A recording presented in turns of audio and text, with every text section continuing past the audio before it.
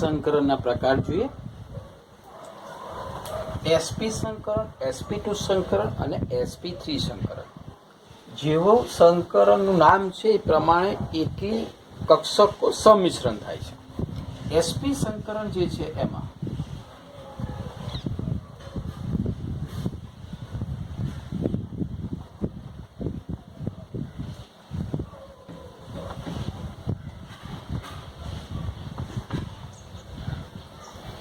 sp સંકરણમાં આ p ની જે 3 છે એમાંથી એક અને s ની એક, એટલે આ s અને આ p ની છે એમાં એક s અને એક p ની એક બરોબર. બંનેની ઉર્જા જુદી જુદી છે. બંને એકબીજા સાથે આંતર મિશ્રણ કરીને ઉર્જાની વિતરણ કરે છે, પુનઃ વિતરણ કરે છે. હા, ત્યાં ઉર્જા ભલે જુદી જુદી, પણ જ્યારે ભેગી થાય ત્યારે આંતર મિશ્રણથી પુનઃ વિતરણ કરે છે. પુનઃ વિતરણ કર્યા પછી જે કક્ષકો બને છે આમાંથી બે ભાગ લે છે તો એમાંથી બે નવી કક્ષકો બને.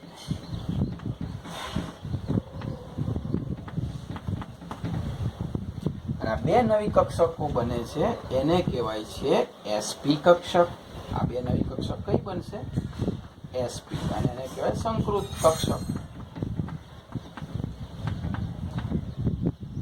તો બે sp કક્ષક. એટલે હવે એનું નામ s કે p નથી રહેતું, હવે એ બંનેનું નામ sp થઈ જાય છે. બંનેનું નામ sp. જો ઉદાહરણ લઈએ આપણે, હવે sp બે નવી કક્ષકો બને છે. બંનેની ઉર્જા સરખી છે, બંનેનો આકાર સરખો છે. આપણે જો દિશાત્મક રીતે ન્યૂનતમ અપાકર્ષણ થાય રીતે ગોઠવાય. હવે બે જ જણને ગોઠવવાનું હોય, બરોબર, તો કેવી રીતે ગોઠવાય? બહુ સીધી વસ્તુ છે. એક જ રેખા ઉપર હોય બંને કક્ષકો આ રીતે ગોઠવાય છે. હવે આકાર સરખો થઈ ગયો છે. હા, અચ્છા, તમને એ વસ્તુ પણ સમજાવું કે હવે જ્યારે કક્ષકો છે ને s હોય કે p હોય, p ડબલ ડમ્બેલ્સ સરખા ડમ્બેલ્સ આકારમાં નથી રહેતી, s ગોળાકારમાં નથી રહેતી. એક અલગ આકાર એમનો ક્રિએટ થાય છે. એ આકાર ડમ્બેલ્સ આકારનો જ છે, પરંતુ એનો એક લોબ મોટો હોય છે અને એક લોબ નાનો હોય છે. એટલે સંકર કક્ષકોને આવી રીતે દર્શાવવામાં આવે છે કે પેલા પીમાં કેવા હતા? બે લોબ સરખા હતા. અહીંયા એક લોબ નાનો અને એક મોટો હોય છે. આ મોટો હોય છે ને એ બંધ બનાવવામાં ભાગ લે છે.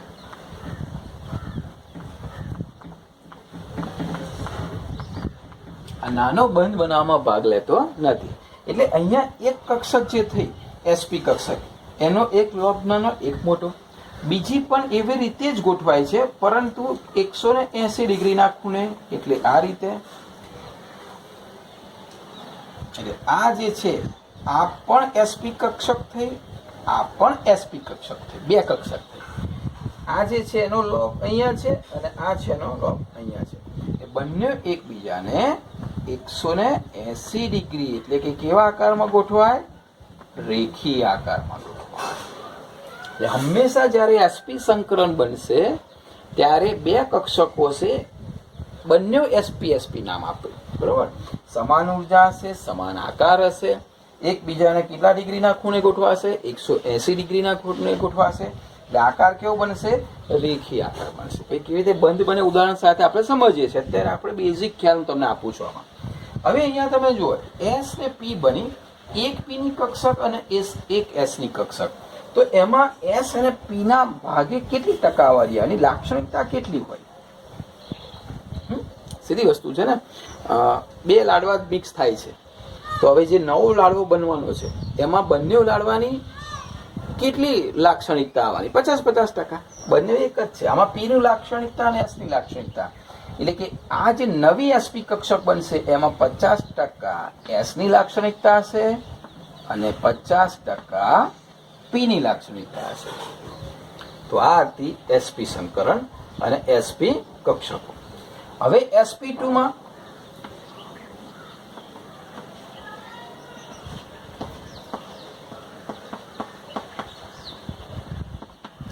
s, આ p અને આ p કક્ષક. હવે જનરલી જ્યારે આપણે px, py, pz આપ જોવો છો કે સરખી જ છે, બરાબર, ઉર્જા પણ સરખી છે. પરંતુ જ્યારે સંકરણમાં ભાગ લેવાની વાત કરીશું ને, અને જ્યારે એક જ કક્ષક ભાગ લેતી હશે ને ત્યારે આપણે એને જનરલી pz નામ આપીશું. ભલે PZ અહીંયા છે તો પેલી રેખા આપણે જનરલી બુક પ્રમાણે PZ છે ને એ હોરિઝોન્ટલમાં x ની જગ્યાએ મૂકેલી છે એટલે આપણે એને PZ તરીકે લઈશું, બરોબર. આમાં કોઈ પણ PY કે PZ કોઈ પણ લઈ શકશો. હવે અહીંયા એક S અને બે જો એક S ભાગ લે છે ને બે P ભાગ લે છે. આ P કક્ષક ભાગ નથી લેતો. હવે એક S અને બે P ભાગ લે એટલે કુલ કેટલી કક્ષકો બને? 3 નવી કક્ષકો બને. આ 3 નવી કક્ષકોને શું નામ અપાય? sp2 કક્ષકો. 3 હવે એક સરખી થઈ ગઈ. એ 3 ને નામ અપાય sp2.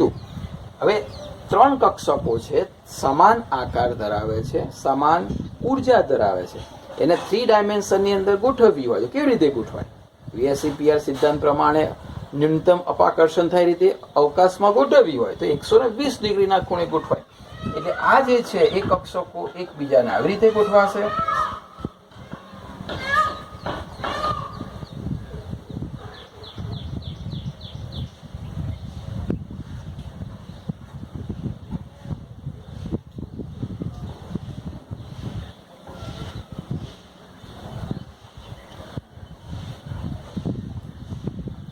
બરોબર. અને એમની વચ્ચેનો જે ખૂણો થશે એ કેટલો થશે? 120 ડિગ્રીનો ખૂણો. આ યાદ રાખજો, ઓર્ગેનિકમાં પણ આવશે આ બધી કક્ષકો ખાસ. sp2 કક્ષક એટલે કે sp2 સંકરણ હોય ત્યારે 3 કક્ષકો એકબીજાના 120 ડિગ્રી ખૂણે સમતલ્ય ત્રિકોણમાં ગોઠવાય. એટલે આ જે આ રેખીય આકાર હતો તો આ કેવી રીતે ગોઠવાય? સમતલ્ય ત્રિકોણની અંદર ગોઠવાય. તો આકાર પણ નક્કી થશે. અહીંયા સંકલન ઉપરથી અણુના આકાર પણ આપણે જોઈશું, બરોબર. તો sp2 હોય ત્યારે એકબીજાને 120 ડિગ્રીએ સમતલ્ય ત્રિકોણ આકારમાં ગોઠવાય. હવે અહીંયા s ના ભાગે કેટલા આવશે અને p ના ભાગે કેટલા આવશે? તો હવે જો p ના 2 ભાગ છે, s નો 1 ભાગ છે, તો હવે 100 ભાગમાં વહેંચવાના છે. તો ત્રણેયની જે લાક્ષણિકતાઓ ભેગી થાય તો s ની લાક્ષણિકતા આમાં કેટલી હોય ને p ની લાક્ષણિકતા કેટલી હોય? તો ત્રણેયની વિચારીએ તો આપણે 99 ગણીએ તો 33.3 જેટલી થાય. તો આની લાક્ષણિકતા 33.3 જેટલી હશે અને આની લાક્ષણિકતા 66.3 જેટલી હશે. ક્લિયર થયું? કેમ? p2 છે ને, p2 છે એટલે એની લાક્ષણિકતા ડબલ થવાની, એના કરતા ડબલ થવાની. s 1 છે એની લાક્ષણિકતા એટલી થશે. જો અહીંયા 50-50% હતી કારણ કે 1 હતી. અહીંયા s ને p માં p ની લાક્ષણિકતા 66.3 અને s ની લાક્ષણિકતા 33.3 આવશે. શામાં? sp2 સંકલનમાં. એટલે એવો સ્વભાવ ધરાવતું હશે કારણ કે હવે s નથી રહી, p નથી રહી, હવે મિક્સ થઈ ગયા. તો આ sp2 ની આ જે 3 કક્ષકો છે એમાં આ કક્ષક પણ આટલો ટકાવારી ધરાવે, આ કક્ષક પણ આટલી ટકાવારી ધરાવે, આ કક્ષક પણ આટલી. એટલે હવે આને s કક્ષક ના કહેવાય કે આને p પણ ના કહેવાય. હવે આ ત્રણેયને કયું નામ અપાય? આ પણ sp2 કક્ષક છે, આ પણ sp2 કક્ષક છે, આ પણ sp2 કક્ષક છે. હવે s px py એ નામ ભૂલી જવાનું. સંકરણમાં એ નામ હોતા નથી. જે સંકરણ બને છે કક્ષકો એ નામ આવે છે. sp3 ની વાત કરીએ.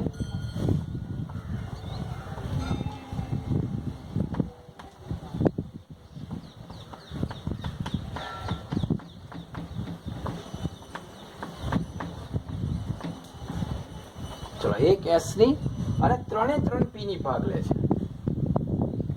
3 1 4 તો કેટલી કક્ષકો બનશે? 4 નવી કક્ષકો બનશે. 4 નવી કક્ષકો કયા નામે ઓળખાશે? sp3 સંકૃત કક્ષકો. હવે sp3 સંકૃત કક્ષકો હોય એટલે 4 કક્ષકો થઈ, 4 ના આકાર સરખા, 4 ને ઉર્જા સરખી, એને અવકાશમાં ગોઠવવી હોય તો VSEPR સિદ્ધાંતમાં આપણે શીખ્યા હતા કે 4 એકબીજાને કેટલા અંશના ખૂણે ગોઠવાય? યસ, બરોબર. આપ સૌ જાણો છો તેમ 4 એકબીજાને 109.5 ડિગ્રીના ખૂણે ગોઠવાય. તો આવી રીતે ગોઠવાશે.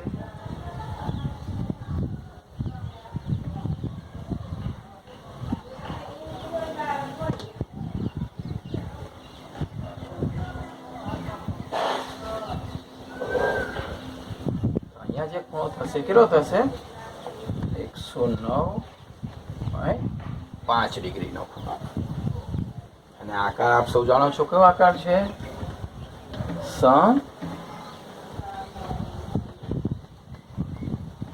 સમચતુષ્ફલકી આકારમાં ગોઠવાશે, રાઈટ? હવે અહીંયા આપણે sp3 ની વાત કરીએ, એમાં તો s ના કેટલા ટકા અને p ના કેટલા ટકા આવે? તો s ના 25% આવશે અને p ના 75% આવશે. કેવી રીતે? p 3 છે એટલે 25 25 25 25 100% થઈ ગયા ને. તો 75% p ની લાક્ષણિકતા હશે અને 25% s ની લાક્ષણિકતા હશે. તો આ પણ sp3 કક્ષક કહેવાય, આ પણ sp3 સંકૃત કક્ષક, આ પણ sp3, આ પણ sp3. તો આ તમારે 3 વસ્તુ યાદ રાખવાનું છે. sp સંકરણ તો 2 કક્ષકો 180 નો ખૂણો રેખીય 50-50%. sp2 સંકરણ એમાં 1 s 2 p સમાવેશ થાય, આંતર સમિશ્રણ થાય. 120 ના ખૂણે સમતલ્ય ત્રિકોણ 33 3 66 3. sp3 1 s 3 p 4 નવી કક્ષક sp3 સંકૃત કક્ષક એકબીજાને 109.5 ડિગ્રી સમચતુષ્ફલકી આકારમાં 25% અને 75%. કમ્પ્લીટલી યાદ રાખશો તો આના પછી ઉદાહરણ તમને બહુ ફટાફટ સમજ પડશે, બરોબર? એકવાર ડ્રો કરી દેવાનું જાતે રફમાં અને 3 સંકર કક્ષકોને કમ્પ્લીટલી મગજમાં ફિટ કરી દો. આકાર, ખૂણો અને કેટલા ટકા લાક્ષણિકતા.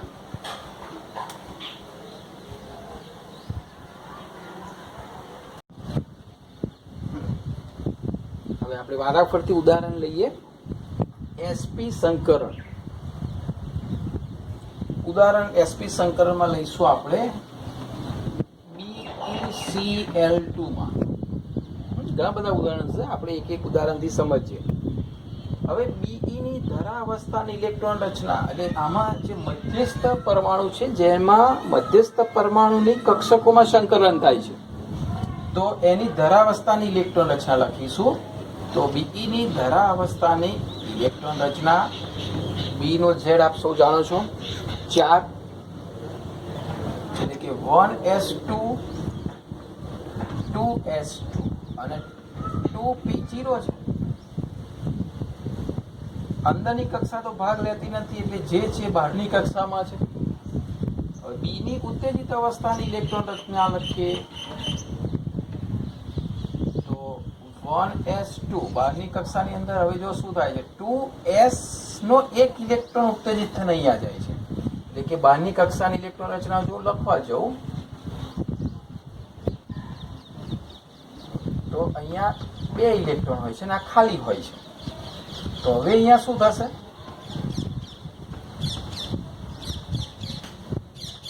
અહીંયાથી એક ઇલેક્ટ્રોન ઉત્તેજિત થઈને p માં જશે, એટલે અહીંયા એક ઇલેક્ટ્રોન રહેશે, અહીંયા ઉત્તેજિત થઈને p માં જશે. એટલે કે અહીંયા આપણે આને કહીશું 2pz, આને લઈશું 2s. તો આ બંનેનું થઈને બને છે sp. એવી રીતે 2s માં 1 રહેશે અને 2pz માં જશે એક ઇલેક્ટ્રોન, બરોબર? 2pz કેમ મેં તમને સમજાવ્યું છે. તો આવી રીતે બાકીની અહીંયા ખાલી રહેશે. તો આ બે વચ્ચે સમિશ્રણ થશે અને આ બંને વચ્ચે આંતર મિશ્રણ થઈને એમાંથી બનશે sp કક્ષક. sp કક્ષક નવી બનશે જેને સંકૃત કક્ષક કહેવામાં આવે છે. હવે આ આકારની અંદર વાત કરીએ તો આવું થશે. શું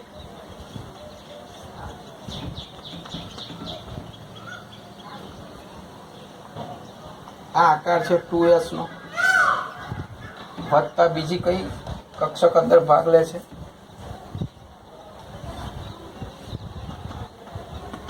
તો 2pz નો આકાર આવો છે, આપ સૌ જાણો છો. તો આ છે 2pz, આ છે 2s કક્ષક. હવે આ બંને આંતર સમિશ્રણ થઈને જે કક્ષક બનશે એનો આકાર પણ આપ સૌ જાણો છો. તો 1 અને 2 કક્ષક ભેગી થઈને બને છે. તો 2 કક્ષક બનશે તો અહીંયા જે છે એ એક કક્ષક z ઉપર આ એક કક્ષક થશે. સમાન આકાર છે, બરોબર? એટલે હવે આવો ને આવો આકાર રહેવાનો નથી અને બીજી 180 ડિગ્રીના ખૂણે ગોઠવવાની છે, એટલે એને આવી રીતે ગોઠવાશે. તો આ જે થઈ એ કઈ થઈ? sp સંકર કક્ષક આવા આકારમાં આવી જશે. હવે આ કે આ એક પણ આકાર રહેશે નહીં અને 180 ડિગ્રીના ખૂણે ગોઠવાશે. તો આ જે હતી એ બીઈ માંથી બી સ્ટાર બન્યા પછી કેવી રીતે સંકર થાય છે એ બતાવેલું છે સંકૃત કક્ષકો. હવે Cl2 ની વાત કરીએ. આ તો તૈયાર થઈ ગઈ sp. હવે Cl2 ની વાત કરીએ તો એક Cl ની ઇલેક્ટ્રોન રચના લખીએ આપણે. તો આપ સૌ જાણો છો આ કેટલા થયા 10 પછી 3s2 10 ને 2 12 અને Cl નો કેટલા છે z 17 એટલે 5 છે એટલે અહીંયા 2px 2py અને 2pz બરાબર. હવે આપણે એ તમને કહ્યું કે અહીંયા z છે સામે પાછી z આવવી જોઈએ રાઈટ. એટલે જનરલી આપણે લખવા ખાતર આવું લખી શકાય કે 2pz અહીંયા છે અને આપણે x અહીંયા લખીએ રાઈટ. તો 2 4 અને 1 5 સોરી ઉપર અહીંયા લખવું પડશે z અને અહીંયા x બરોબર છે આવી જશે. ચલો એટલે 10 ને 2 12 13 14 15 16 અને 1 17. તો અહીંયા તમે જુઓ આ જ્યારે ઇલેક્ટ્રોન રચના લખશો ત્યારે તમે આ 12મી કક્ષાની ઇલેક્ટ્રોન રચના લખશો એમાં આ તો યુગ્મીકરણ છે તો ભરેલી છે એટલે એ કોઈની સાથે બંધ બનાવવાનું નથી. પણ અહીંયા એક ઇલેક્ટ્રોન બાકી રહી ગયો એટલે ક્લોરીનનો કયો ઇલેક્ટ્રોન બાકી રહી ગયો 2pz માં જે ઇલેક્ટ્રોન છે અયુગ્મિત ઇલેક્ટ્રોન છે.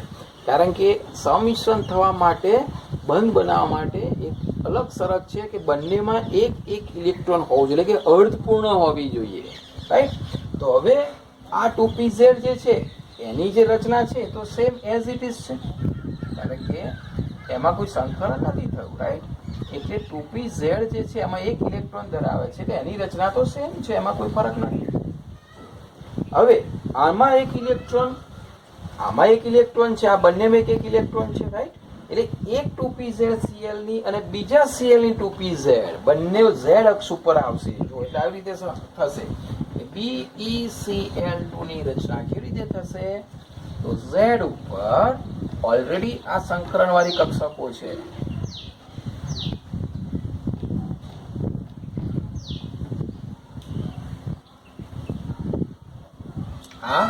આ કઈ છે sp સંકર વાળી કક્ષક છે. sp તો છે જ 2. હવે આમાં એક ઇલેક્ટ્રોન છે આમાં એક ઇલેક્ટ્રોન છે. હવે Cl ની 2pz એ એની સેમ આકાર એને તો આકાર સાથે કોઈ મતલબ નથી તો એવી જ હશે. એટલે આ જે આવશે કોની આવશે Cl ની 2pz. એવી રીતે અહીંયા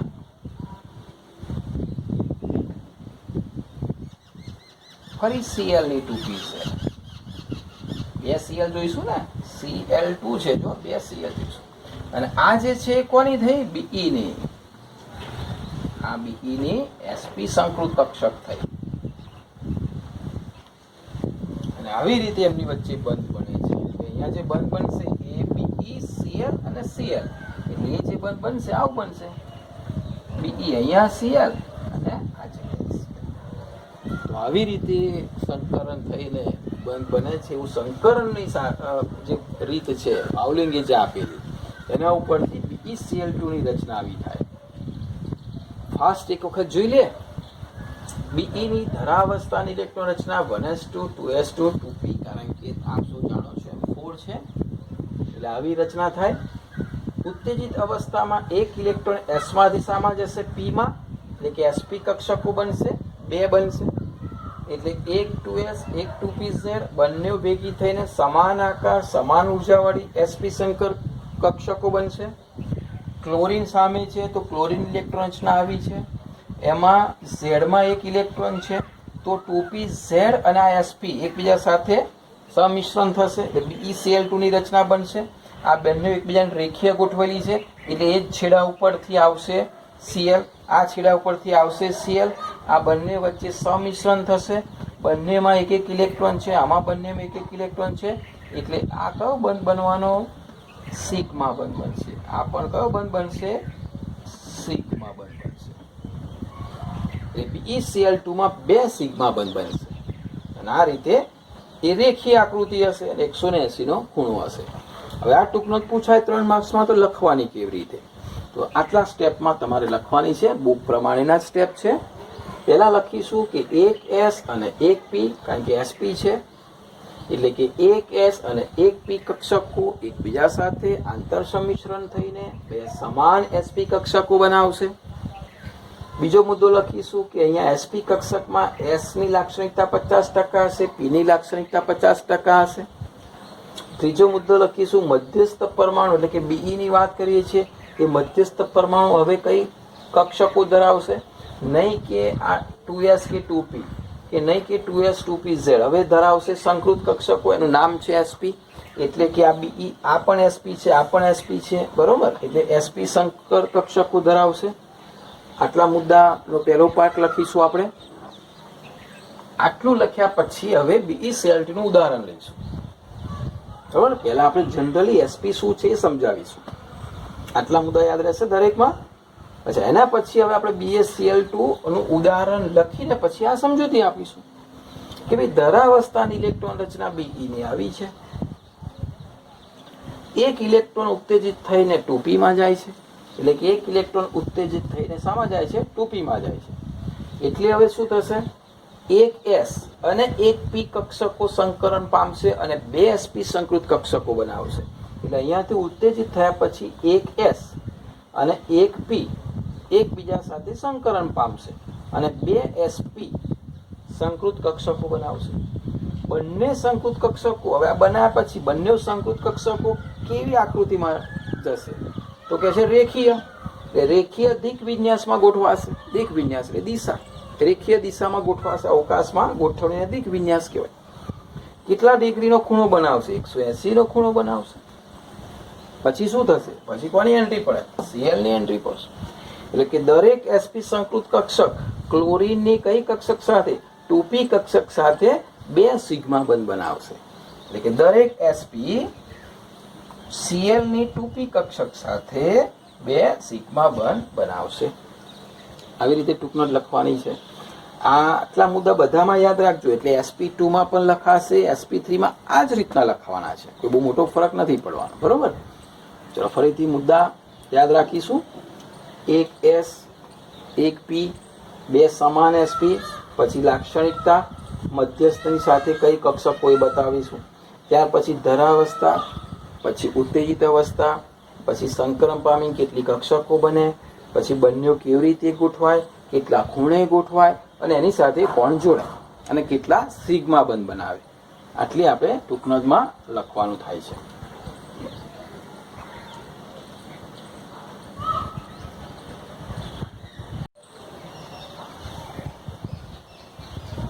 હવે લઈએ sp2 સંકરણ. ઉદાહરણ લઈએ BCl3. ચલો BCl3 નો મધ્યસ્થ કોણ છે, B છે. તો B ની ભૂમિ અવસ્થામાં ઇલેક્ટ્રોન રચના, B નો Z5 બોરોન, તો એની ઇલેક્ટ્રોન રચના 1s2 2s2 2pz 2py 2px. Z ને પ્રેફરન્સ પહેલો આપીએ છીએ ને, એટલા માટે આપણે એને આગળ લખીએ છીએ. એટલે અહીંયા 1 છે, અહીંયા 0 છે. ચલો એની ઉત્તેજિત અવસ્થા, તો 1s2, અહીંયાથી એક ઇલેક્ટ્રોન ઉત્તેજિત થશે, કારણ કે 3 જોઈશું ને આપણે. એટલે અહીંયા આવશે 2pz1 2py1 2px0. એટલે આ ત્રણેય પાસે એક એક ઇલેક્ટ્રોન છે. આ ત્રણેય પાસે એક એક ઇલેક્ટ્રોન છે. ત્રણેયમાંથી એક એક ઇલેક્ટ્રોન થઈને કયું સંકરણ બનશે, sp2. આ સંકરણમાં ભાગ લેશે નહીં. એટલે એક s અને બે ભેગા થઈને, બે p ભેગા થઈને બનશે sp2. તો એ જનરલી કેવી રીતે બનશે, તો એની રચના આપણે જોઈ લઈએ એટલે ખ્યાલ આવશે. અમે શીખ્યા એ પ્રમાણે. ચલો એક s લઈએ, અહીંયા z y x લઈએ, બરોબર. તો અહીંયા કઈ કઈ છે, pz અને py. એટલે કે pz py આવી બે છે. આ બંને ભેગા થઈને હવે જે કક્ષક બનાવશે કેટલી બનાવવાના, 3. અને 3 એકબીજાના કેટલા અંશના ખૂણે ગોઠવાશે? 120ના અંશને ખૂણે ગોઠવાશે. એટલે કે આ રીતે 3 બનાવશે. 1 2 અને 3. આ રીતે બનશે sp2 સંકર કક્ષકો બનશે. આ s છે, આ જે છે 2s છે. આ બંને મેં લખી છે 2pz અને 2py. એમાંથી તમારે આ રીતની sp2 બનશે. એટલે કે અહીંયા આકાર તમે જુઓ ને તો આવી રીતે એકબીજા સાથે ગોઠવાશે.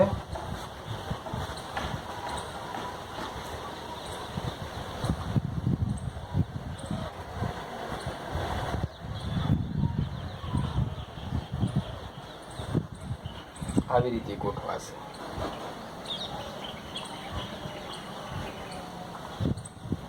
ચલો હવે આ બની ગઈ sp2 3. 1s 2p એટલે 3 બની ગઈ.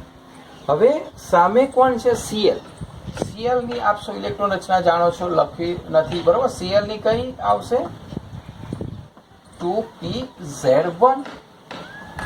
જેમાં એક ઇલેક્ટ્રોન છે. એવી કેટલા Cl છે? 3 Cl છે.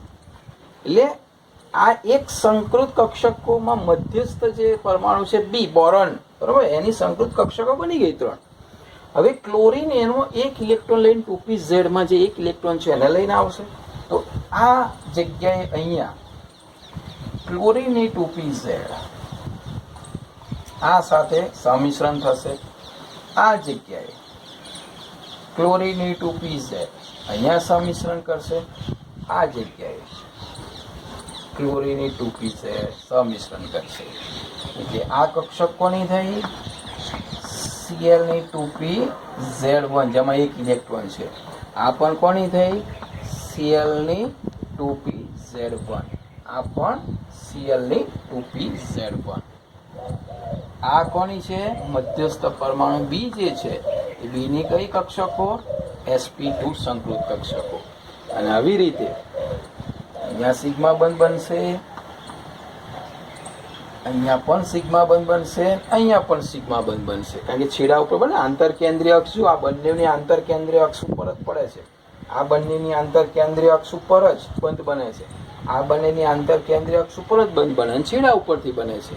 એટલે કયો બંધ બને છે? સિગ્મા બંધ. એટલે કે BCl3 આ રીતે એકબીજાને કેટલા અંશના ખૂણે છે? 120 અંશના ખૂણે છે. અને એટલે આ જે છે કેટલા અંશના ખૂણે થયું? 120 ડિગ્રીના સમતલ્ય ત્રિકોણ એની આકૃતિ છે. તો આ રીતે BCl3 ની રચના બને છે. લખાણ તમારી જાતે લખવાનું છે. હું ખાલી તમને કહું છું ક્યાં ક્યાં ફેરફાર થાય. ચલો, ગયા વખતનું લખાણ છે 1s અને અહીંયા તમારે સુધારવાનું કેટલા p? 2p બરોબર. ત્યાર પછી બે સમાન sp કક્ષકોની જગ્યાએ 2 ની જગ્યાએ કેટલી? 3. અને sp ની જગ્યાએ sp2. હવે s નો ભાગ કેટલો? એ સુધારવાનો. p નો ભાગ કેટલો? એ સુધારવાનો. શીખી ગયા છે આપણે 33.3 66.3. મધ્યસ્થ પરમાણુ હવે કયું સંકરણ ધરાવે? તો કે છે sp2. હા, આવશે ને આટલો ડિફરન્ટ. ચલો, હવે આ ઉદાહરણ લખ્યા પછી શું લખીશું? ધરાવસ્થાની ઇલેક્ટ્રોન રચના એ લખી છે આપણે. એક ઇલેક્ટ્રોન ઉત્તેજિત થઈને શામાં જાય છે?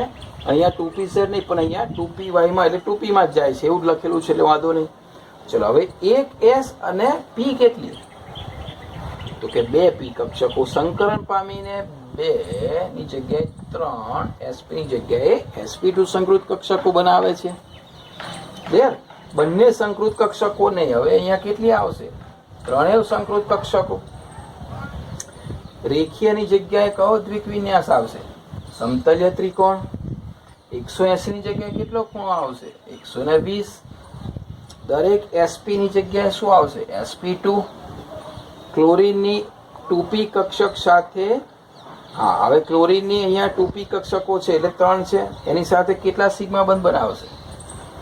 અહીંયા 3 સિગ્મા બંધ બનાવશે. થઈ ગઈ રચના.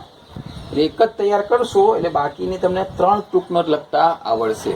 તો આ છે BCl3 ની રચના. બરોબર? સમજૂતી તો ખ્યાલ હશે જ આપ સૌને. ફરીથી જોઈ લો. B5 આપણે આવર્ત કોષ્ટકમાં અને ઇલેક્ટ્રોન રચના તેને આગલા ચેપ્ટરમાં શીખી ગયા છો. આ બધું આવડવું જોઈએ. આ ઇલેક્ટ્રોન રચના છે. ઉત્તેજિતમાં 2 માંથી 1 ઇલેક્ટ્રોન ઉત્તેજિત થઈને અહીંયા જાય છે. 2p આપણે સરળતા ખાતર હોરિઝોન્ટલ લાઇનમાં લખીએ છીએ એટલે લીધી છે. જરૂર એવો કોઈ નિયમ નથી કે આ pxમાં ના જાય px લખશો તો એ વાંધો નથી, બરોબર? એટલે કોઈ એનો કોઈ ફરક નથી, કારણ કે ત્રણેયની ઉર્જા સમાન છે, ત્રણેયનો આકાર સમાન છે.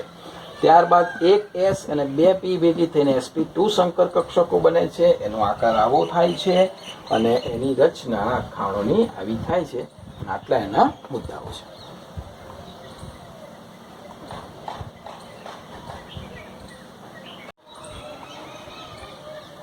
હવે લઈએ 3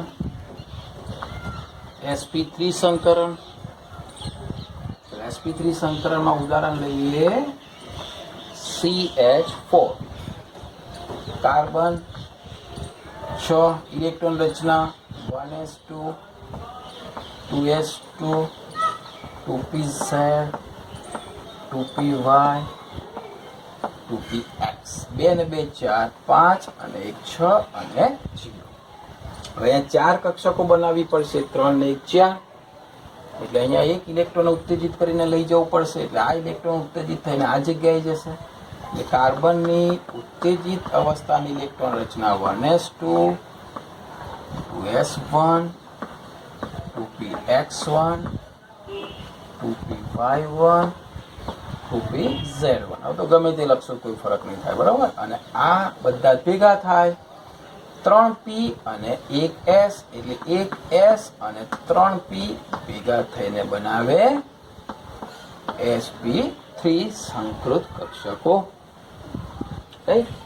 અને sp3 સંકૃત કક્ષકો જ્યારે બને ત્યારે આપ સૌ જાણો છો તેમ, ચલો અહીંયા એક x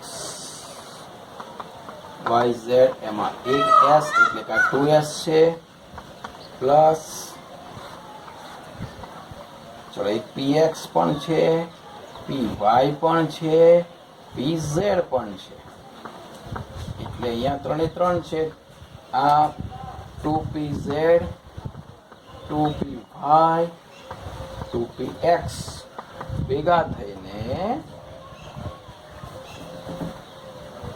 કેવી રચના બનાવશે? સમ ચતુષ્ફલકીય રચના બનાવશે.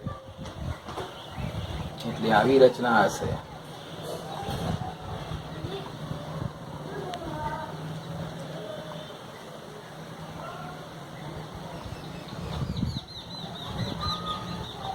એકબીજાને 109.5 ડિગ્રીના ખૂણે.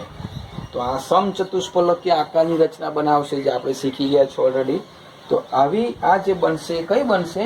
sp3 સંકૃત કક્ષકો. હવે ક્લોરીન, અરે અહીંયા હાઇડ્રોજન છે. હવે હાઇડ્રોજન ઇલેક્ટ્રોન રચના તો આપ સૌ જાણો છો 1s1, અને એનો આકાર પણ આપ સૌ જાણો છો, રાઉન્ડ, બરોબર? હવે આ જે કક્ષકો છે આવી રીતે ઓલરેડી ગોઠવેલી છે અંદર, જુઓ સમચતુષ્ફલકીય આકારમાં.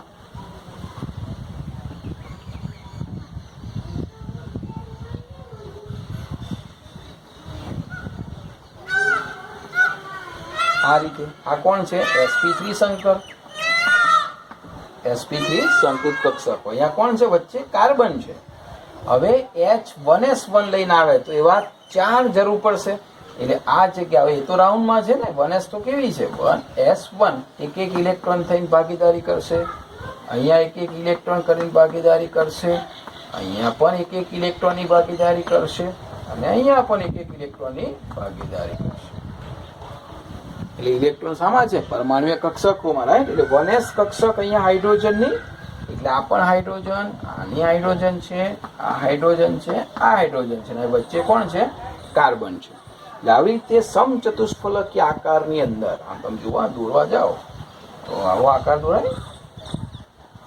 સમચતુષ્ફલકીય આકારની અંદર CH4 ની રચના થાય છે. ફરીથી કાર્બન ભૂમિ અવસ્થા, કાર્બનની ઉત્તેજિત અવસ્થાની ઇલેક્ટ્રોન રચના 1s 3p ભેગા થઈને sp3 4 કક્ષકો બનાવે, સમાન આકાર, સમાન ઉર્જાવાળી. આવી રીતે એનો આકારને આપણે શીખી ગયા છે. 4 અયુગ્મિત ઇલેક્ટ્રોન ધરાવે એક વિરુદ્ધ સ્પિન વાળા, બીજા 1s1 વાળા 4 આવે એટલે 4 હાઇડ્રોજન આવે અને 1 કાર્બન આવે એટલે CH4 ની રચના થાય. મુદ્દાઓ ફરીથી રાઉન્ડ કરેલા સુધારવાના. 1s અને 3p, 4 સમાન sp3 કક્ષકો, s ના ભાગે 25%, p ના ભાગે 75%. મધ્યસ્થ પરમાણુ sp3 સંકૃત કક્ષકો ધરાવે. મધ્યસ્થ પરમાણુ અહીંયા કોણ છે? કાર્બન. ધરાવસ્થાની ઇલેક્ટ્રોન રચના અહીંયા લખેલી છે. 1 ઇલેક્ટ્રોન ઉત્તેજિત થઈને 2p માં જાય છે. 1s અને અહીંયા 3p કક્ષકો સંકરણ પામીને 4 sp સંકૃત કક્ષકો બનાવે. બંનેની જગ્યાએ 4 સંકૃત કક્ષકો રેખીયની જગ્યાએ સમચતુષ્ફલક અધિક વિન્યાસમાં ગોઠવાય. 180 ની જગ્યાએ 109.5 ડિગ્રીનો ખૂણો રચે. દરેક sp3 સંકૃત કક્ષક ક્લોરીનની જગ્યાએ, અહીંયા ક્લોરીનની જગ્યાએ કોણ આવશે?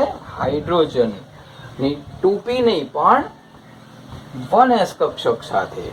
હા, કેટલા સિગ્મા બંધ? આ આંતર કેન્દ્રીય અક્ષ ઉપર એટલે આ પણ સિગ્મા બંધ છે. આંતર કેન્દ્રીય અક્ષ ઉપર આ પણ સિગ્મા બંધ. આંતર કેન્દ્રીય અક્ષ ઉપર એ પણ સિગ્મા બંધ. આંતર કેન્દ્રીય અક્ષ ઉપર એ પણ સિગ્મા બંધ. એટલે બેની જગ્યાએ કેટલા સિગ્મા બંધ બનાવશે? 4 સિગ્મા બંધ બનાવશે.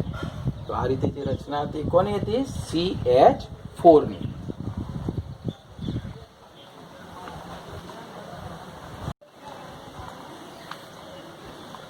ચલો sp3 સંકરણના બીજા 2 બહુ જ અગત્યના ઉદાહરણ જોઈએ અને એમાં એક ઉદાહરણ જોઈએ NH3.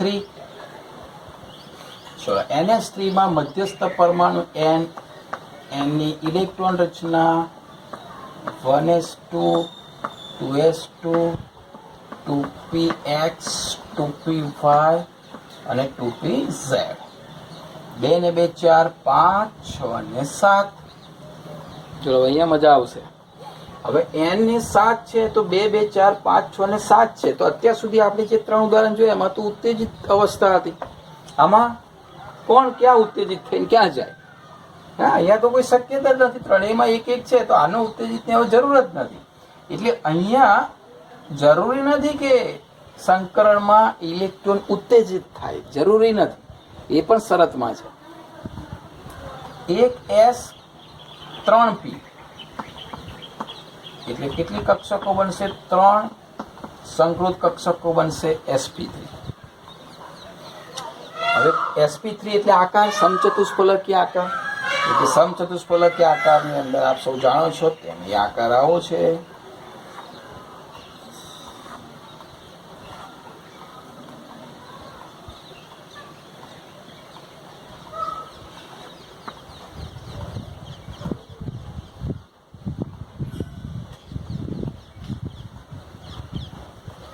આ સમચતુષ્ફલકીય આકાર એટલે એકબીજાનો ખૂણો આપણે જાણીએ છીએ કેટલો? 109.5 ડિગ્રી. અચ્છા, હવે આ sp3 સંકૃત કક્ષકો મેં દોરી. કોની? n. મધ્યસ્થ પરમાણુ અહીંયા કોણ છે? n છે. એટલે એની ચારે બાજુ હવે આવી સરખી આકાર, સરખી ઉર્જાવાળી કક્ષકો થઈ ગઈ આની જગ્યાએ. તો સામે h ની 1s1 કક્ષક એ આવશે પણ કેટલી? 3 આવશે. એનું કારણ સમજાવું તમને. કારણ કે સંકરણમાં જ્યારે સમિશ્રણ થાય છે એકબીજા સાથે પરમાણુ કક્ષકોનું, ત્યારે દરેકમાં અયુગ્મિત ઇલેક્ટ્રોન જોઈએ, એટલે કે અર્ધપૂર્ણ જોઈએ. પૂર્ણ ભરેલી ભાગ લેવાની નથી. તો અહીંયા કોઈ એક કક્ષક આમાંથી જે 2s2 ભલે રહે, કારણ કે હવે બની ગઈ શું થઈ? sp3 બની ગઈ. એટલે sp3 ની 1 2 3 4 માંથી કોઈ એકની પાસે કેટલા ઇલેક્ટ્રોન છે? 2. એટલે આની પાસે 2 ઇલેક્ટ્રોન છે અને બાકીના બધાની પાસે હવે એક એક ઇલેક્ટ્રોન છે. એક એક ઇલેક્ટ્રોન જે છે એટલે અર્ધપૂર્ણ થઈએ તો એમાં એક ઇલેક્ટ્રોન લઈને આવશે 1s કક્ષક, 2 ઇલેક્ટ્રોન થઈ ગયા. બીજો એક ઇલેક્ટ્રોન લઈને આવશે ફરી 1s કક્ષક, બીજો એક ઇલેક્ટ્રોન લઈને આવશે 1s કક્ષક, એટલે 1s1 કક્ષક, 1s1 કક્ષક, 1s1 કક્ષક આવશે. એટલે આ કવ બંધ બનશે, સિગ્મા બંધ બનશે, આ પણ સિગ્મા બંધ બનશે, આ પણ સિગ્મા. આ બંધમાં ભાગ નથી લેવાની, કારણ કે એની પાસે અર્ધપૂર્ણ નથી, બંને પૂર્ણ છે, બંને ભરેલા છે. એટલે આ બંધમાં ભાગ લેશે નહીં. પરંતુ VSEPR સિદ્ધાંતમાં આપણે શીખ્યા હતા કે આ બંધકારક અને અબંધકારક વચ્ચે શું થાય છે? અપાકર્ષણ થાય છે. એટલે આને ધક્કો મારશે. એટલે ખરેખર આ ખૂણો જે છે એ ખૂણો આપ સૌ જાણો છો કે અહીંયા અબંધકારક કક્ષક છે, એટલે કે NH3 માં H દરેકનો એકચ્યુઅલી ખૂણો કેટલો હોવો જોઈએ? 109.5 ડિગ્રી. અને કેટલો થાય છે? 107 ડિગ્રી. એનું કારણ આ શું કરશે? એને ધક્કો મારશે, ત્રણને. અને ધક્કો મારશે એટલે આવા આકારમાં આમ સંકોચાશે. એટલે ત્રણેય ખૂણા સંકોચાશે. એટલે 109 ની જગ્યાએ થોડોક સંકોચાશે. એટલે કેટલો આવશે? 107. તો આ જે રચના હતી કોની હતી? NH3. બીજું એક ઉદાહરણ લઈએ.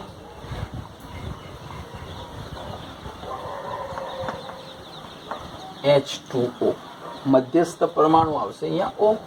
ચલો O ની ઇલેક્ટ્રોન રચના લખીએ તો 1s2 2s2 2px 2py 2pz. 2 ને 2 4 2 6 2 8 અને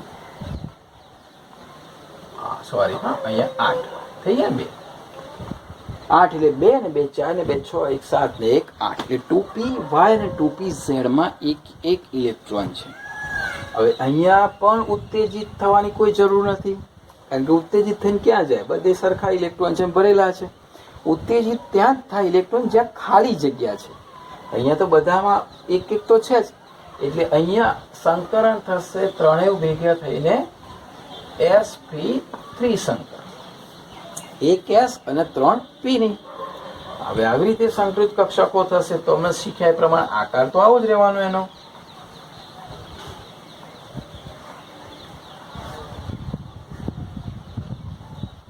કારણ કે સંકરણ કયું છે? sp3. અને જ્યારે sp3 સંકરણ હોય એટલે આકાર એક જ સરખો નક્કી જ હોય, સમચતુષ્ફલકીય. તો એનો પણ આવો જ આકાર રહેવાનો, સમચતુષ્ફલકીય. પરંતુ અહીંયા બે sp3 કક્ષકો જે હશે જે બે ઇલેક્ટ્રોન ધરાવે છે, એટલે એનો મતલબ એવો થયો કે આ ચાર sp3 માં બે પાસે તો આવા બંધમાં ભાગ નથી લેવાના એવા ઇલેક્ટ્રોન છે. એટલે હવે એની પાસે તો અર્ધપૂર્ણ 2 જ છે, તો 2 જ H ને સ્વીકારશે.